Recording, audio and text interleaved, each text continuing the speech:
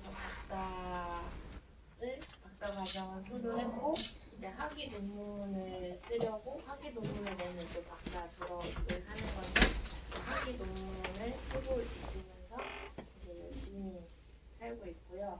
이렇게 좋은 계기가 돼서 이렇게 멋진 어르신들과 같이 수업을 한번 할 수 있는 자리를 갖게 되었습니다. 되게 고민을 많이 했었어요. 제 얘기 잘 들리세요? 네. 되게 고민을 많이 했어요. 그러니까 이렇게 제가 과거에 이제 한국에서 살았던 과거의 작가에 대해서 이야기를 해야 되는데 사실 염상섭이라는 작가를 관심이 있으실까? 그게 일단 첫 번째 의문이었고 그 다음에 염상섭이 이제 그 사망한 시기가 1963년인데 그 시기를 저는 책으로 읽었고 책으로 이해를 했지만 여기 계신 분들은 그 시대를 같이 살아오셨잖아요. 그래서 그런 시기의 이야기를 얘기를 하는 게 뭔가 의미가 있을까? 일단 그 다음에 저는 어떤 이제 나이 들음에 대한 이야기, 그 다음에 이제 어떻게 살아야 할까 이런 이야기를 할 때 제가 하는 이야기가 여기 계신 분들께 도움이 될까? 제가 뭘 더 배워가야 되는 자리가 되어야 하지 않을까? 이제 이런 고민들 때문에 굉장히 많이 이제 고민을 했었어요. 그렇게 했다가 제가 내린 결론은 염상섭이 더 이전, 그러니까 염상섭이 20, 30대를 이야기를 하면 그때는 여기 계신 분들도 몰랐으니까 제 이야기가 어쩌면 나이가 어린 사람이 해주는 옛날 이야기가 돼서 조금이라도 재미있지 않을까라는 생각이 들어서 일단 거기에 포커스를 좀 잡았고 그 다음에 이제 염상섭의 삶을 이렇게 되돌아보면 의도치 않게 구닥다리 원로 넌 너무 늙었어 이런 이야기를 듣는 시기가 와요. 근데 그게 이제 50대 초반, 40대 후반 이 무렵이거든요. 그래서 그때 염상섭이 그런 말들을 들었을 때 어떻게 대처를 했었는지 이제 그런 장면들을 보면서 여기 계신 분들도 그런 장면에 직접 살면서 느끼셨었던 거를 같이 한번 얘기를 해보는 것도 재밌지 않을까. 그래서 같이 많은 분들의 얘기를 듣고 같이 또 얘기를 하는 게 더 의미가 있을 것 같아서 한번 그런 식으로 이야기를 풀어나가 보겠습니다. 기본적으로 이제 많이 알려져 있는 거는 표본실의 청개구리라고 해서 들어보셨을 거예요. 표본실의 청개구리, 그 다음에 3대, 그 다음에 이제 그 치유 이런 소설들이 있는데 예, 태어난 이제 나이랑 같이 이제 염상섭이 살았던 나이랑 같이 비교를 좀 해보고 싶어서 이제 제가 태어난 연도 그 다음에 그의 어떤 생애의 나이를 다 이제 기록을 해놨어요. 그래서 1897년 서울에서 태어났어요. 이게 굉장히 중요한 거거든요. 나중에 제가 이제 뒤에서 또 얘기를 해드릴 건데 그 다음에 1963년에 서울에서 생을 마감하십니다. 그래서 보면 장편이 되게 많아요. 그러니까 알려져 있는 뭐 3대 이런 작품들도 있는데 그거 말고도 한 20여 편의 작품이 있고 단편도 엄청 많고 그러니까는 정말 쉴 새 없이 글을 써요. 그리고 또 그냥 수필, 잡문, 그 다음에 염상섭이 동아일보의 기자로도 일을 시작하거든요. 그래서 그런 신문 기사 이런 것들도 굉장히 글을 많이 써서 이제 공부할 게 있어서 이제 이 염상섭이라는 작가가 가지고 있는 의미를 좀 봐야 되는데 김동인이라는 작가를 혹시 아실까요? 네, 많이 들었어요. 네네 맞아요. 그 동인문학상의 그 김동인인데요. 김동인이 이제 1920년대 초반에 염상섭이 쓴 소설을 보고 우와 드디어 조선에도 햄릿이 나타났다. 그러니까 정말 글을 잘 쓰는 멋진 작가가 나타났다라고 이야기를 할 정도로 굉장히 임팩트 있는, 그러니까 정말 이렇게 혜성과 같이 등장한 작가였어요. 그래서 이제 이 사람들을 조금 볼 건데 보시면 일단 염상섭의 20대가 이제 그 보성중학교로 나오고 고성학교 많이 들어보셨죠?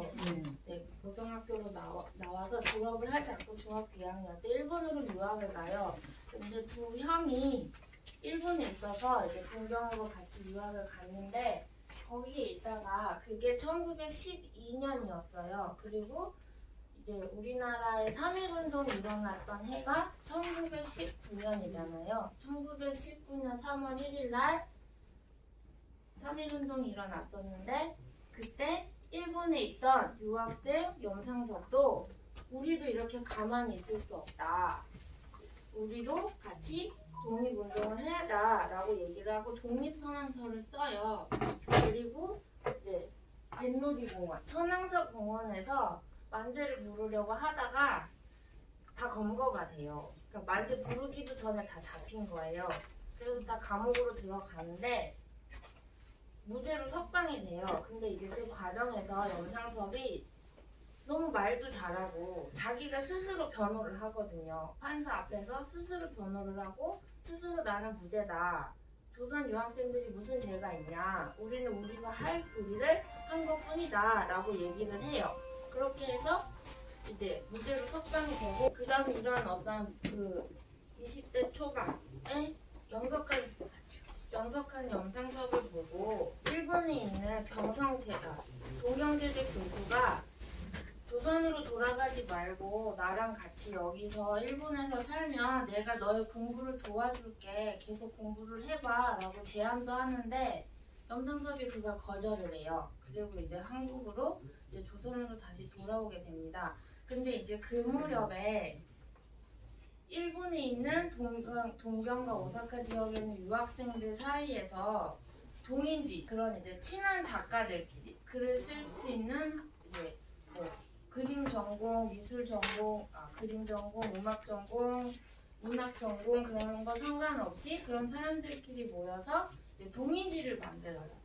그래서 이제 그 동인지 중에 하나가 삼광이라는 동인지가 있는데 그래서 이게 동경에서 유학을 하는 엘리트 지식인들이 만든 동인지였는데 거기서 염상섭도 같이 활동을 합니다.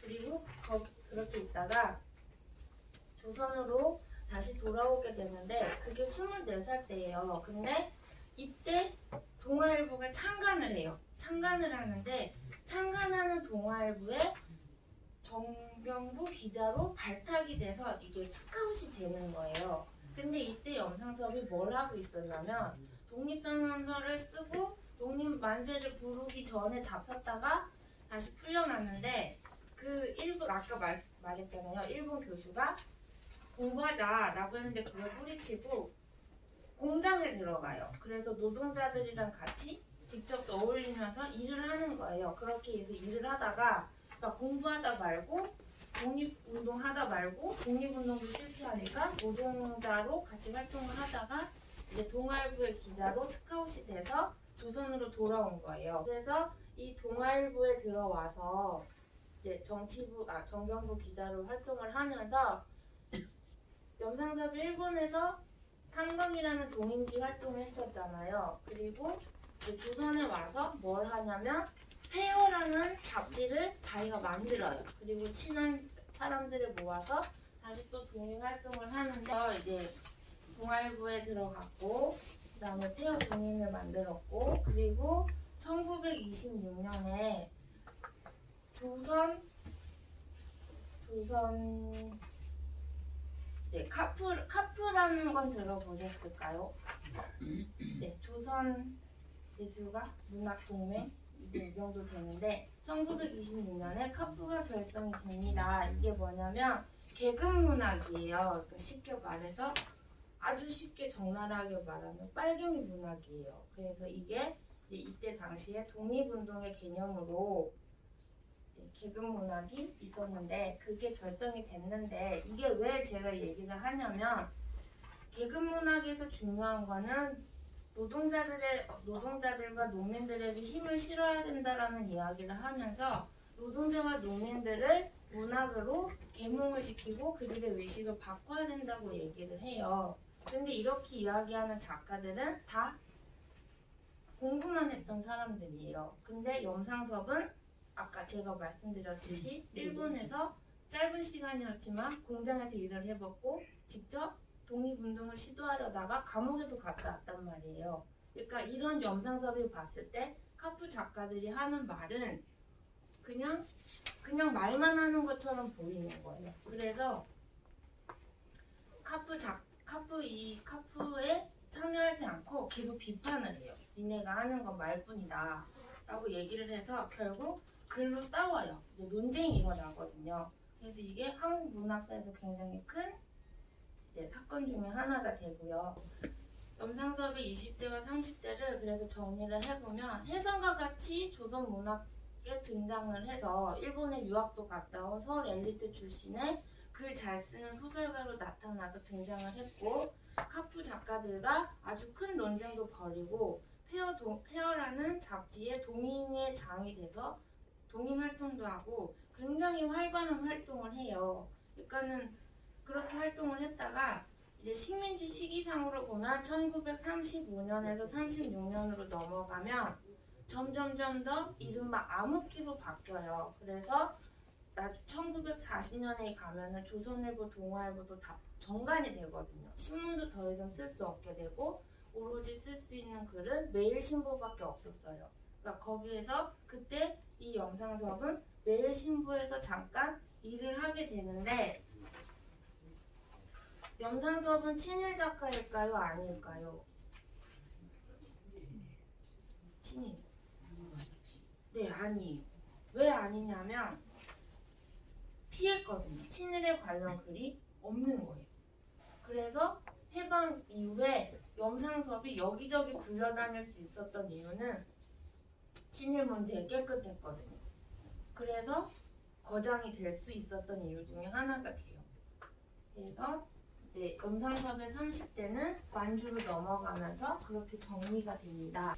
염상섭은 이념에 대해서 굉장히 중도적인 입장이었어요. 무조건 남한이 맞다 이것도 아니고 북한이 맞다 이것도 아니었어요. 쉽게 말하면. 그래서 굉장히 중립적인 입장에서 어떤 민족이 하나로 통합될 수 있는 방법을 찾아야지 이념 대립으로 가면 안 된다라는 생각을 가지고 있어서 전쟁이 터지고 나서도 그냥 서울에 있었어요. 서울에 있었는데 그래서 그 인공치하 6월 25일부터 9월 28일까지 그냥 서울에 머물러 있던 몇 안 되는 사람들 중에 한 사람이었어요. 그때 염상섭은 나이가 54세였고요. 혹시 그때 기억나세요? 이게 때려서 모르겠네요. 가서 네, 그래서 그때 서울에 남아 있었던 분들은 어떻게 됐을까요? 그러니까는 그냥 이렇게 있었는데 갑자기 인공군들이 쫙 내려온 거예요. 그래서 어제까지 대한민국이었는데 갑자기 북한이 된 거예요. 쉽게 말해서. 그래서 뭐지? 그러고 나서 또 이렇게 그냥 먹고는 살아야 되잖아요. 그 염상섭 추후 소설이 이 한국전쟁의 적지하에 있던 서울의 시간을 보여주고 있는데 막 서울이 배경이에요. 그래서 그 소설 내용을 보면 여기에서는 막 포탄 터지는 소리가 들린대요. 포탄 터지는 소리가 들리는데 거기에 넘어 성북동은 조용하대요. 그래서 성북동에 사는 누가 이 빵빵빵 터지는 포탄 소리를 피해서 삼선동으로 가는 거예요. 지금 보면 다 이 성신여대 여기 월곡 딱 이 동네거든요. 그 다음에 이제 쌀 사러 청계천까지 가는 거예요. 그게 이제 치유 소설 안에 다 들어있거든요. 그래서 청계천까지 가다 보면은 인공군 병사들이 막 쓰러져 있고 그런 게 소설 내용이 있어요. 그래서 나중에 이 소설로 염상섭이 상도 받게 되는데 그러면 나는 그냥 멍하니 있다가 갑자기 인공군 치하가 됐는데 다시 또 멍하니 있다가 한국군이 왔어요. 그래서 대한민국이 이긴 것 같아서 좋기는 한데 내려갔다 올라온 한국군 입장에서는 남아있던 이 사람의 정체가 의심스럽지 않을까요? 그렇게 하면 안 되는데 너는 왜 안 죽고 살아있었니? 인공군 편 아니었니? 라는 어떤 확인이 들어갈 거란 말이에요. 너는 결백하니? 너는 정말 인공군 편이 아니었니? 3개월 동안 잘 먹고 잘 살았는데 정말 아니었다고? 자꾸 이런 의심의 눈초리로 쳐다볼 수 있잖아요. 그래서 염상섭이 입대를 해요. 해군 55살. 네, 그래서 해군 중령으로 제대를 해요. 이제 다시 정리를 한번 하면 이제 해군 중령으로 입대를 했다가 이제 제대를 하고 그러고 이제 전쟁이 끝난 다음에는 이제 식민지 시기죠. 생각을 한번 식민지 시기 동안 일제에 의해서 우리 한국 조선의 어떤 문학이라고 할 만한 것들이 없었어요. 없어서 그거를 힘들게 재정립을 해서 그래서 폐허가 중요한 거예요.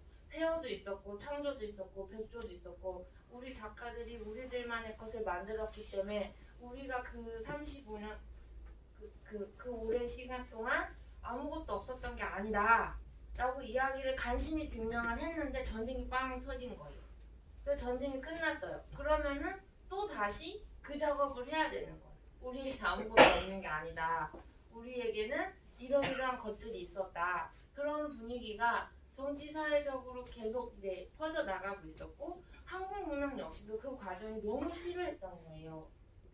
왜냐면 전쟁이 끝나고 나서 전 세계적으로 실존주의라는 게 유행을 하거든요. 허무함. 인간 존재가 과연 가치가 있나 없나. 너무 허무하다. 사람이 이렇게 죽어 나가는데 이게 무슨 소용이 있나. 인간의 가치란 과연 무엇인가. 그래서 회의적으로 되고 비관적으로 되고 하는 그런 분위기가 전 세계에 만연했고 이 시기에 전쟁이 끝나고 나서 이제 막 큰 작가들이 새로 이제 태어나오는 작가들 있잖아요. 그런 작가들은 이 상황이 너무 웃긴 거예요. 웃기고 한심하고 아무것도 없는 거예요. 그래서 굉장히 부정적인데 그 시대를 몸으로 다 관통해온 염상섭 같은 작가들은 아니잖아요. 아니니까 계속 과거의 이야기를 하게 되는 거예요. 그런 상황이 되는데 이제 여기서부터는 이제 그 어떤 작가의 1946년에 쓴 글이에요. 이때 염상섭의 나이가 50대고 10년 동안 절필을 했다가 다시 해방과 동시에 글을 막 쓰기 시작합니다. 글을 막 쓰기 시작하는데 이때 염상섭이 노안인 거예요. 그래서 이제 내용을 보면은 명함 한 장만 받아도 안경을 벗어야지 명함 글자가 보이고 그래서 그 사람 얼굴이랑 이름을 매치시키려면 다시 안경을 써야 되고 안경을 벗었다 하는 이 행위가 이제 너무 싫은 거예요, 작가가. 그쵸? 너무 싫은 거예요. 그래서 이게 너무 늙어 보이는 것 같고 그리고 이 시기에 이제 주변에서 염상섭 작가는 너무 완고하다. 너는 너무 고루하다. 너는 보수다. 이런 이야기들이 나오니까 나를 향하는 그런 말들이 이 노안이 와서 안경을 벗었다 썼다 하는 이런 나의 행동이랑 연결이 되면서 스스로 부끄럽다고 생각을 하고 있었던 것 같아요. 그래서 이제 어떤 그런 씁쓸함. 근데 이제 아이러니한 거는 이때는 아직 군대 가기 전이라는 거죠. 그 다음에 이건 이제 세대차인데 내용이 바뀌었어요. 염상섭이 일기를 썼는데 길 가던 아이들한테 오늘 무슨 날이니? 라고 얘기를 했더니 이렇게 하고 애가 대답을 한 거예요.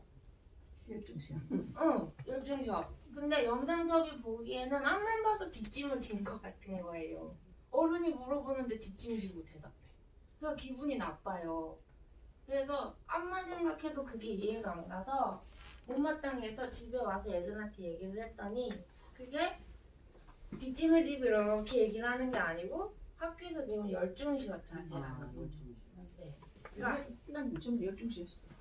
네네. 근데 이제 염상섭이 세대 차이를 느끼기 시작하는. 아니 57세였어요. 그리고 이때 염상섭이 좌담회를 굉장히 많이 다녔거든요. 그러니까 좌담회가 뭐냐면 거기 이제 사진을 보시면 이게 사진이 실린 날짜는 1973년인데 이 글을 썼을 때 했었던 좌담회예요. 좁은 이제 다방이죠. 다방에서 그 같이 식민지 시기 때 활동했던 작가들끼리 모여서 보면 거의 다 대머리 아니면 반백의 할아버지들이에요. 그러니까 좁은 골방 안에서 같이 담배 피면서 옛날 얘기한 거예요. 그래서 그게 젊은 기자가 옆에 앉아서 들으면서 이제 적어가지고 신문에 내는 게 이제 좌담회인데 이런 좌담회 맨날 하러 다니면서 자기 부를 원로라고 한다고 원로 취급하지 말라고 이제 그렇게 글을 쓴 거거든요. 그래서 그 늙는 게 너무 서럽다. 근데 나는 원로도 싫고 골동품도 아니니까 그렇게 취급하지 마라. 나는 계속 내 갈 길을 갈 거다. 라고 얘기를 해요. 아, 제가 이렇게 그래도 꽤 오랫동안 연상 수업을 계속 공부를 했잖아요. 그러니까는 감히 말하건대 연상 수업은 저희 교수님보다 제가 더 많이 보지 않았어요. 그래서 그런 입장에서 이제 생각을 해보면 연상 수업이 굉장히 뜨거운 시대를 살았잖아요.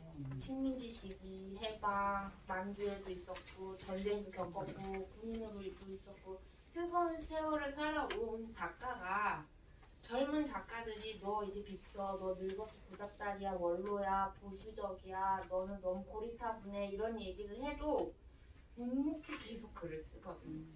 정말 63년에 죽는데 62년까지도 글을 써요. 그러니까는 그런 어떤 모습을 보면서 제가 여기서 무슨 얘기를 할 수 있을까라고 생각을 한 거는 그냥 계속 살던 대로 열심히 사는 게 그리고 끝없이 소통하려고 노력을 하는 게 그게 가장 좋은 방법이지 않을까?